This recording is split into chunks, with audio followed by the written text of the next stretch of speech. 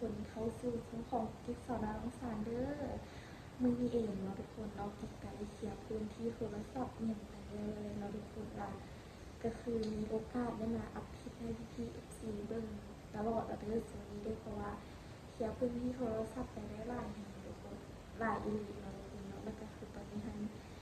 กิ๊กได้เลิกจ้างเฮียมากิ๊กกับซิมาเราประสบการณ์ที่กิ๊กไปเที่ยวที่ประเทศไทยปวดก็คือไม่สบายค่ะ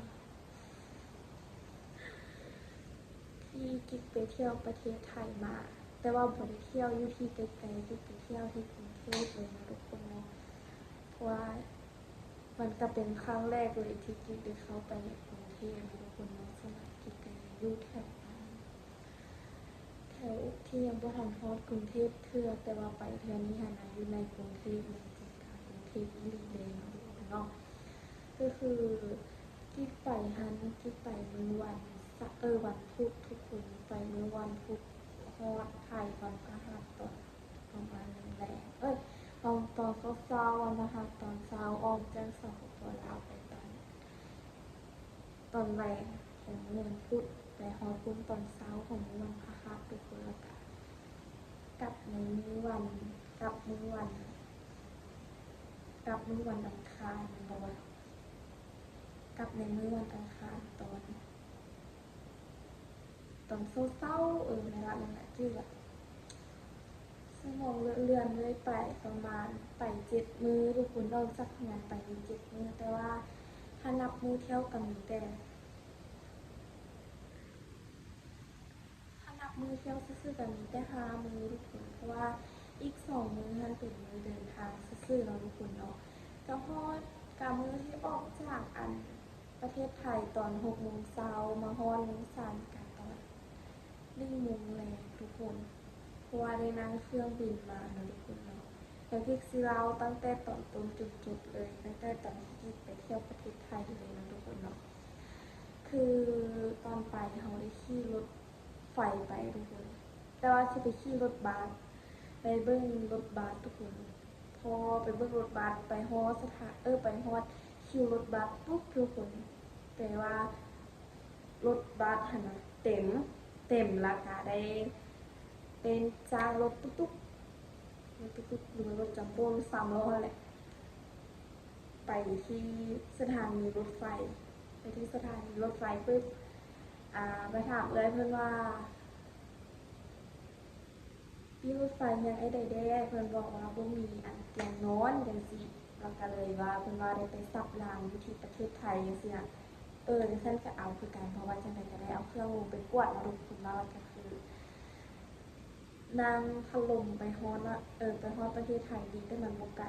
กิ๊กถามอีหลีเลยทุกคนที่ได้ขี่ตัวห้องพัดลมค่ะนะกิ๊กเมื่อยแหงตัวนั้นเมื่อยกิ๊กลาบเลยขี่ตัวนั้นแต่ว่าได้ขี่ตัวที่เป็นรถไฟเตียงนอนทุกคนกิ๊กมากแพงเลยทุกคนหักกิ๊กมากที่จะไปอีกเลยทุกคนที่ขี่รถไฟเตียงนอนนะทุกคนแบบมันนับดีสะดวกสบายอีกสินะแล้วก็คนบริการคือดีแหงครูที่เป็นทับคนค่ะนะทุกคนเป็นคนไทยเลยเพื่อนบริการดีแหงทุกคนแบบเพื่อนเรามวนแหงเพื่อนไปเยียบที่ประเทศไทยปุ๊บมีเรื่องจากหลังจากคือจำต่อมออย่างแล้วคือข้ามง่ายแหงทุกคนข้ามไปได้ด้วยดีแหงคุกกี้อายุบ่ฮอดเป็นบอลเพื่อนเอาคุกกี้ไปอีกตู้นึงค่ะแล้วเพื่อนกระใจดีแหงก็บอกเพื่อนว่าไปเที่ยวประเทศไทยไปหาที่ไปเรียนอยู่ประเทศไทยแล้วเพิ่นก็บอกว่าสิไปจักมื้อกลับแล้วก็บอกว่ามื้อวันที่11กลับจังซี่เพิ่นก็จำปุ๊บให้แล้วก็ไปแล้วก็ไปถามซื้อซิมทุกคนอยู่นำหน้าเคาน์เตอร์บ่นานบ่แม่น sorry อยู่ที่ร้านขายเครื่องในรถไฟหั่นแหละว่ามีเบอร์ไทยบ่จังซี่นะทุกคนบ่มีทุกคนก็เพิ่นบอกว่าได้ไปซื้อเซเว่นเท่านั้นสิเซเว่นกับอยู่บ่ไกลเพิ่นว่าเซเว่นบ่ไกลแล้วกิกับมินาก็เลยว่าจังได๋ก็บ่มีอันเดอร์ซิลินล่ะหั่นน่ะว่าก็เลยว่าต้องมุ่งหน้าไปเซเว่นเพิ่นบอกว่าบ่ไกลรวมๆก็สิประมาณกิโลนึงทุกคนไกลแยงทุกคนแบบ ย่างออกมาที่แรกก็ย่างได้ว่ามันจุไกลเนาะจริงๆก็คือว่าบ่เห็นว่าแลนได้บัดนี้เพราะว่าได้เล่นแข่งกับเวลารถออกขั้นตอน6 โมงหรือว่า7 โมง40นี่แหละแต่ว่าเขาไปงานตอนประมาณสักประมาณ6 นาทีอะแลนเลยทุกคนแลนป๊าดแลนแบบไม่หลีทุกคนในคลิปวินาทุกคนก็คือสิเห็นแล้วเนาะทุกคนเนาะแลนข้ามรางรถไฟเลยทุกคนไปเลยแลนไปเต็มที่เลยซูซิฮอนเพื่อแตกเลยทุกคนแล้วก็บัดนั้นมาแล้วก็อีกประมาณ27 นาที27-28 นาทีถ่ายแทบบ่ทันแท้ๆเคี่ยวผักกันแล่ที่วนแล่นเมื่อยแท้เมื่อยว่าแล่นมาแล้วนะบัดนี้ไปฮอดใกล้ที่ฮอดแล้วแหละแต่ว่าขาก้าวบ่ไหวแล้วทุกคนแล้วก็เลยได้จ้างรถ3 ล้อทุกคนใกล้ๆนึงเลยสักประมาณเทือนก็กิ๊กไปประมาณชนขวานี่แหละชนขวาบ้านพุ่นม่วงเนี่ยเสียประมาณ50 บาทเสียเท่าไหร่ก็เสียเพราะว่าเมื่อยแหงทุกคนถ้าบุขี่จัมโบ้ไปก็คือสิบฮอดประมาณมา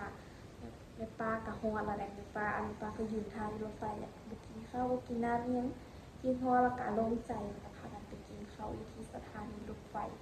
ประมาณกินข้าวอยู่ในรถไฟกับอาหารกับแซ่บเนาะทุกคนเนาะแซ่บอาหารให้แซ่บก็แสดงให้นิดๆพออยู่ในรถไฟแล้วก็กินแล้วก็แล้วก็เข้านอนอยู่สินะแล้วก็เข้าแล้วก็ไปฮอดที่ประเทศไทยเนาะทุกคนไปฮอดที่สถานีรังสิตตอนสักประมาณ5 โมงทุกคน5 โมงเช้าแล้วก็ไปจ้างรถแท็กซี่ไปสถานีไปที่โรงเรียนไอตุกเนาะคืออันที่ไปนะทุกคนที่ประทับใจที่สุดก็คือหนทางตอนที่ยู่ที่นำไปตุกนะบ่ทันเห็นตึกหลายเทื่อตอนนั้นประทับใจแฮงแล้วก็ไปเข้าไปในโรงเรียนไอตุกคือใหญ่แฮงทุกคนกิ๊กถ้าว่าซื้อกิ๊กแต่ละอย่างทัวร์แล้วทุกคนแบบมันงามนะทุกคนกิ๊กก็อยากไปยินอยากไปเที่ยวอยากไปเรียนอยู่ฮานทุกคนเนาะกะสิพยายามศึกษาไปอีกบริการได้ไปทางโซนเขาค้างท้าโซนเขาค้างกันบ่ได้ไปเราก็นั่งนอนอยู่อันโรงแรมที่โรงเรียนไอตุก1 คืนทุกคนแล้วก็จ้างรถเป็นบอกเขานั่งแท็กซี่ปัวเดี๋ยววันนึงคิดก่อนบ่แม่นเขาจ้างแท็กซี่ไปลงสถานีไปสถานีรถไฟฟ้าคือเพิ่นสะดวกสบายแหงในการเดินทางอยู่ที่ประเทศไทยทุกคนแต่ประเทศลาวก็สะดวกสบายเช่นกันเด้อนี่เด้อเพิ่นห้องรถสามารถห้องรถได้4 ชั่วโมงทุกคนรถก็มารับเนาะทุกคนเนาะแต่ว่าไปที่ประเทศไทยเพิ่นมีรถไฟให้ขี่รถไฟฟ้านะทุกคนก็ได้ขี่รถไฟจนฮอดมือตักทุกคนเขาก็ไปที่กรุงเทพทุกคนพอเข้ากรุงเทพปึ๊บโหแบบตึกกับเรียงกันแบบตึกเลิศเลยวนป๊าดก็ดีใจที่ได้มาเห็นแล้วก็เห็นยนต์เห็นอย่างบ่ได้อย่างรถไฟยิ่งประมาณนี้แล้วก็เจอคนหลายประเภทคือส่วนหลายคือเจอแต่คนดีๆทุกคนเพิ่นดีคนไทยทุกคนแล้วก็ไปฮอดปึ๊บตอนที่อยู่ในรถไฟสิบ่เห็นถนนลายประเดินนะแล้วก็ได้ไปเบิ่งตึกนั่นตึกนี้คือตึกลายแหงงามแหงเหมาะกับกุฏิแหงแล้วก็ไปตึกนั้นตึกนี้ทุกคนไปเลี้ยวเห็นไปตึกมหานครก็คือแบบงามแหงทุกคนงามที่สุดเลยก็คือแบบตึกเรียงกันแล้วการรถไฟนำกายไปฟุ้นแบบกายซับกับตึกขนาดฟุ้นสวยแล้วก็หนทางทุกคนตอนนี้ขึ้นรถที่มาประเทศลาวนะได้เห็นรถได้เห็นถนนได้เห็นอย่างหลายอย่างทุกคนคือถนนงามแหงแบบมีหลายสั้นมีหนาว่าเส้นขบวนมีนาวะแบบป้าเป็นแบบเป็นสั้นมีหลายสั้นแหงแล้วก็เขาก็ได้ไปขี่รถไฟใต้ดินที่เพิ่นบอกว่างามที่สุดค่ะทุกคนในประเทศไทยเนาะทุกคนแล้วก็ได้ไปเบิ่งเอาเด้อบริถ่ายคลิปซื้อเพราะว่าถ่ายคลิปบ่ได้คือเป็นวัดเลยทุกคนทางในคืองามแหงที่คิดว่าเป็นวัดเพิ่นประดับประดาโดยคือวัดเลยเนาะทุกคนเนาะแล้วก็แบบงามแหงได้ไปขี่รถได้ขี่รถไฟหลายแหงได้ทุกคนอยู่ที่ประเทศไทยนั่งรถไฟอันนี้ ลาบานั้นมาเขากันนั่งตื่นเช้าของมื้อวันบุญลืมไปกันต่อเรื่อยๆกิสิเล่าแล้วกลับไปที่ประเทศไทยโปแมนไปที่ทะเลนั่งรถบัสไปทะเลระยองก็ได้ไปเบิ้งที่นางยักษ์เพิ่นไปที่สถานไปแหล่งท่องเที่ยวที่นางยักษ์ขนาดเพิ่นโฮว่าอย่างบอกแต่ว่าฝั่งเรื่องเราก็คือเป็นตายาเนี่ยแล้วเป็นตุ่นนางยักษ์นี้ไปที่ระยองทุกคนทะเลมันว่าระยองมันทะเลล้วนเลยแบบงามแฮงคิดบูว่าบนใดสิงามสุดระยองอีกบอกพี่ๆ FC ลองคอมเมนต์มาเบิ่งเด้อบางทีคิดสิได้มีโอกาสไปอีกนะทุกคนเราไปทะเลปุ๊บไปฮอตสถานในที่ท่องเที่ยวตัวนั้นปุ๊บมันบ่ละกันกลับไปค่ะกลับไปขึ้นรถเพื่อสิไปทะเลที่กิ๊กพักอยู่นะที่ไปบอนที่กิ๊กพักทุกคนพอดีกิ๊กก็ไปบอนที่กิ๊กพักได้กิ๊กไปปุ๊บก็เปลี่ยนชุดเปลี่ยนอย่างเรียบร้อยไปลงทะเลเลยจ้ะกูผิวคืนบ่ได้เลยผิวกิ๊กดำแฮงตัวนี้นะดำที่สุดเลยทุกคนแบบหาใส่บ่ได้เลยทุกคนผิวกิ๊กดำตัวนี้นะผิวดำแหงทุกคนดำน้ำทะเลกับม้วนแหงที่แบบที่เห็นทะเลครั้งแรกในชีวิตทุกคนเข้าใจบ่ที่เห็นทะเลครั้งแรกในชีวิตที่แบบมันมีคลื่นมาพุ่งแบบเขาไปอาบนะแล้วคลื่นซัดเขาไปทางฝั่งนั่นนะแบบพุ่งโทมแบบสนุกแหงคนไปป้าฮันฮูแต่ว่าจมอยู่ในน้ำตลอดทะเลมันด้วยเด้อที่เห็นไปป้าฮันอยู่ตัวเลยคนคือถามว่าที่ได้กินน้ำทะเลบอกกุ๊กกิ๊กเสื้อเลยว่าไผ่ที่ไปทะเลไม่ได้กินน้ำทะเลนี่นึกเลยเพราะว่าแบบเขาไปอาบนะทุกคนจุดที่เขาการได้กินคือก็เพราะคลื่นมาซัดมาพอคลื่นมาซัดแล้วพุ่งแบบมันจะเข้าปากเขากิ๊กคันแบบมีตัวนึงที่กิ๊กตั้งตัวบัวทันเป็นคลื่นทะเลทุกคนมันซัดมาแบบปุ้มบัดนึงทันลอยขึ้นได้เลยแล้วก็นั้นมาเลยตัวที่สองตื่นหลังยังหัวแฮนอยู่คืนตัวทันมาใหญ่ทุกคนมันปกหัวกี่ไปเลยละกันแบบติ่งเลยเข้าตาได้กินได้ทุกคนเข้าตาคือแซ่บแฮงตาบอดบัวแบบแซ่บตาเลยทุกคนละกันกินประมาณกินจนน้ำกินจุดอิ่มกินน้ำทะเลจุดอิ่มทุกคนคิดเบิ้งเอาลิ้นตั้งแต่ตอนที่เราไปฮอดเลยทุกคนละกันไปนี่ตั้งแต่ก่อนที่เขาฮอดเลยแล้วก็จนฮอดจากกี่โมงว่า5 โมงนี่แหละ5 โมงเลยแล้วก็ไปอาบน้ำที่สระอีกนึงอีกใดสระให้โรงแรมเพื่อนได้เตรียมเพื่อนได้เฮ็ดไว้แล้วก็ไปอาบน้ำประมาณ30 นาทีหรือว่า40นาทีแล้วก็ไปกินข้าวแล้วก็ก็สิไปกินข้าวเนาะอีกก็ได้ไปสร้างวีรกรรมไว้นั่นก็คือที่เขียนศีรษะอันนึงที่เขียนองศาอันนึงนะที่เขียนอ้นซาอันนึงค่ะแล้วกิ๊กก็เลยว่าเฮ้ยอ้นซาอยากไปขี้อ้นซาดูไปนั่งปุ๊บต้นกายอ้นซาสิ่งที่ใดตั้งอะไรมือแล้วก็ยังบดีอีกทุกคนแบบตอนมือว่างกันมือว่างนี้มันยังแห้งมันแบบมันกรอบมันแห้งนะทุกคนมันแห้งแล้วแบบมันกี่ดีละเมื่อเช้านี้เบิ่งมันก็สิดีละปานนี้ใส่เสื้อแขนยาวไปโรงเรียนเนาะเพราะว่ามันร้อนทุกคนที่ก็ได้ใส่เสื้อแขนยาวไปโรงเรียนละมันออกเหงื่อแล้วมันเฮ็ดให้บาดแผลของกิ๊กเปื่อยทุกคนก็คือตอนนี้มันเปื่อยแห้งขนาดเลยมันเปื่อยเลยแบบมันเป็นน้ำอย่างเหลืองออกมาใช่ปะกิ๊กก็ล้างบาดเองทุกคืนเลยกิ๊กล้างบาดเองทุกคืนที่แบบไม่อยากให้มันอักเสบนะแต่ว่าเขาต้องส่วนมาเราต้องใส่เสื้อแขนยาวเพราะว่าจริงๆเขากระดำนะคะก็ต้องแบบฝากตัวเองขึ้นแล้วก็คือมันเลยได้สิ่งแบบนี้มาก็เป็นที่ระลึกที่เราได้ไปทะเลระยองให้พี่ไปอีกนี่ก็คือถ้ายังอยู่อีกตอนยันตายที่ซุ้มซ่ามทุกคน